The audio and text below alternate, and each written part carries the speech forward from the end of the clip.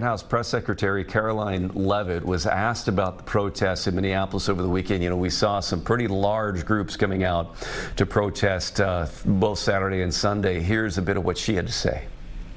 And I think it's very striking that all weekend long you had agitators and violent American citizens out in the streets of Minneapolis protesting. Protesting what exactly? Apparently they are protesting the removal of heinous murderers and rapists and criminals from a city that I can guarantee you, when you look at the list of the illegal criminals that ICE is removing from our communities every day, not a single person in those protests and not a single person standing here that works in the mainstream media in Washington, D.C. would want those individuals in your neighborhood, in your community, around your children and around your families. Wow. ICE is doing an incredibly important job that's not just important to our homeland security, but our national security. And this administration will continue to stand wholeheartedly by the brave men and women of ICE, including that officer in Minneapolis who was absolutely justified in using self-defense against a lunatic who was part of a group, an organized group, to interject and to impede on law enforcement operations.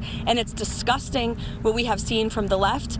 And I think that it just shows you where the modern day Democrat Party stands today in protecting illegal alien pedophiles and rapists and murderers over law-abiding American citizens and our brave men and women who serve in law enforcement.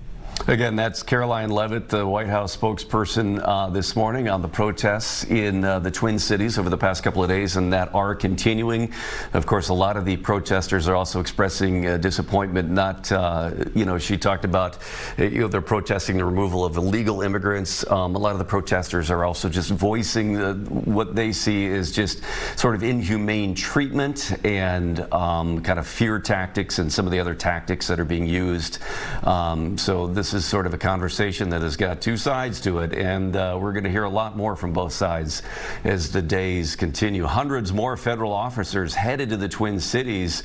This according to Kristi Noem, the Secretary of Homeland Security, deployed, she says, to ensure that other ICE and Border Patrol officers who are here can safely do their jobs while they're here. Also to allow Homeland Security investigators to do the investigation work that they were sent here to do over allegations of vast fraud in social service programs.